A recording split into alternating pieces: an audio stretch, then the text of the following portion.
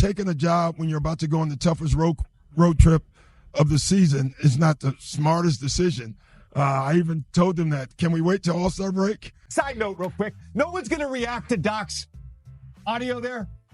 We've been here 7 minutes since we showed that audio. Nobody's going to react to Doc's audio? Do you want me to get it repeated for you? He's doing repeat it. I can repeat it. I can repeat I've it. seen the trend now. I've seen the trend for years. What's the trend? The trend is always making excuses. Doc, we get it. Taking over a team in the middle of the season is hard. It's hard. We get it. Just like getting traded in the middle of the season is hard for a player. We get it. Mm-hmm. But it's always an excuse. It's always throwing your team under the bus. They lose to Memphis. Oh, it's his players' fault. Memphis was playing G League guys and two-way guys. And then you look at his quotes over the weekend. Now he wants to take credit for the James Harden trade to the Clippers working out. He wants credit for that. There's never accountability with that guy. Well, there's never accountability. I mean, first off, I don't feel responsible to take up for my dad. He's a grown man. He could do his own thing. But in this regard, I just simply don't agree with it. For someone who's not accountable, he seems to always be held responsible, considering he's the guy that's always fired when things don't go right. He got fired in the bubble for a 3-1 lead versus the Denver Nuggets, which in half his team didn't want to be there. They had players saying that their mind wasn't there. He had guys leave. That happened. Then he gets fired for losing to a team that was favored over him, which was the Celtics last year. It seems like he's always responsible. It's just as strange coming from JJ. And I have some love for JJ. You're my dookie. You know that. You're my bro. I love you.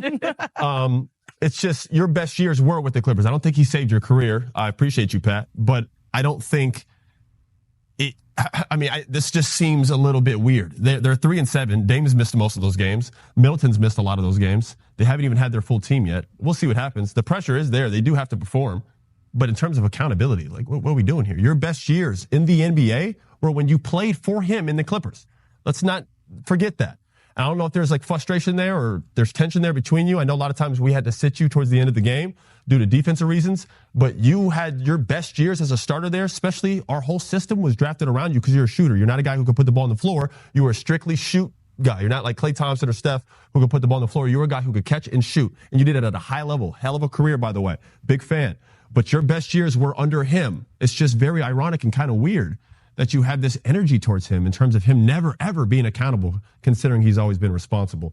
That would be my response. Say a couple of things. Number one, that's a very serious thing to say, and we should take it serious. Because we should take it serious. You can take it serious. He seemed pretty serious. Let me finish. We should take it serious because you played for him. So for you to say something like that, it matters. That's number one. Number two, I'm going to say this because Doc Rivers needs to hear, and I got love for him, but he needs to hear this, okay? Just go out there and coach. Nobody's trying to hear that. You got the job, go win. Is it fair to say that you're not the only former player who feels the way that you feel? Of course. But there are guys that okay. I loved playing for Doc when I was there. I was there 4 years. Yeah. I'm not talking about him as a basketball coach. Right. Yeah. I'm talking about the accountability. The messaging. It's accountability. I can go back years. Stephen A. Let's not fall for this anymore. Like it's silly. It's silly at this point.